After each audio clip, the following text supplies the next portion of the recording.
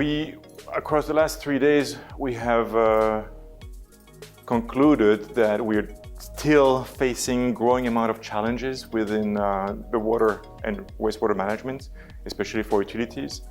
Of course, efficiencies in operation is a priority, but then the growing challenges around demographics, climate crisis, and new sustainability requirements makes the challenges extremely hard to handle for the executives within utilities.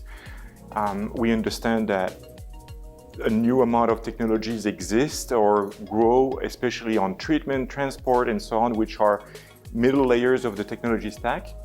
However, we're still facing a data deluge. There's still a lot of information coming from those equipments and maybe some lack of prioritizations in zones where there's lacking sensors and measurements, especially on carbon, on water utilizations and water positiveness in some places. So I think that now more than ever, the integrations of all that data, understanding how to use it, organize it, manage it, and extract information for taking real valuable decision in investment, in operation, is extremely important. Prioritizing challenges is key. Limited amount of money. AMP8 in the UK is starting. Most of the utilities have got less money than what they asked for, so they'll have to prioritize. And where do they have to prioritize, or could they actually implement solutions that will help them achieving their goal for less money? So I think now more than ever, they will need us at Xylem with the portfolio that we have, digital, sensors, and then all the treatment and the transport solutions that we provide. The Xylem Vue platform today that we make available to our customers, I think has a unique approach on how it will use the way that operators actually need to implement a platform like that, because it was created by Global Omnium, in terms of like knowing what the real needs are on operation side, and then use the entire benefits of the synergies of coming into Xylem, where the data and the knowledge of functions comes in from all the treatment, transport, and analytics groups that know where are the issues with asset management, with process engineering, process operation.